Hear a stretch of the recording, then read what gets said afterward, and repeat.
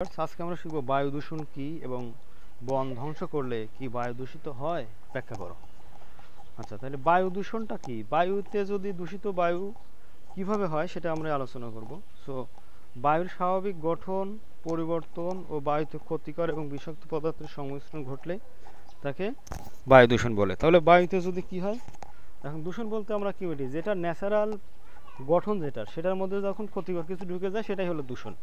তো বায়ুতে একটা নির্দিষ্ট একটা গঠন আছে, তো বায়ুর মধ্যে যখন ক্ষতিকর এবং বিষাক্ত কিছু ঢুকবে তখনই বায়ুটা কি হবে, দূষিত হবে। সো বায়ুতে ক্ষতিকর ও বিষাক্ত পদার্থের সংমিশ্রণ ঘটলে তাকে বায়ু দূষণ বলে।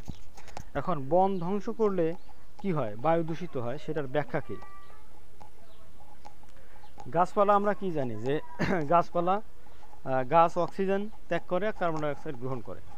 তো গাছ যেহেতু কার্বন ডাইঅক্সাইড গ্রহণ করে এবং অক্সিজেন ত্যাগ করে, আর মানুষ কি করে যে অক্সিজেনটা গ্রহণ করে। এখন যদি গাছপালা আমরা কেটে ফেলি তাহলে কি হবে, মানুষ কিন্তু এই অক্সিজেনটা পাবে না।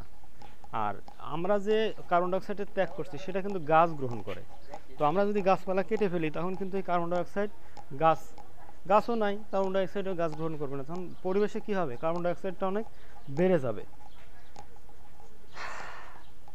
তো এইভাবে কি হবে, তখন বাতাসে যদি কার্বন ডাইঅক্সাইডের পরিমাণ বেড়ে যায় তখন কি, এবং অক্সিজেনের পরিমাণ যদি কম থাকে তাহলে কি বায়ুর একটা যে নির্দিষ্ট গঠন বা ভারসাম্য সেটা কিন্তু হারিয়ে যাবে।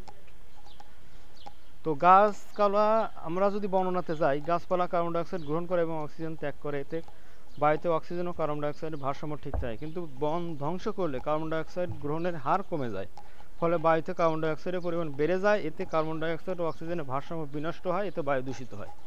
তো এই ছিল আজকের ভিডিও। আল্লাহ হাফেজ, আসসালামু আলাইকুম।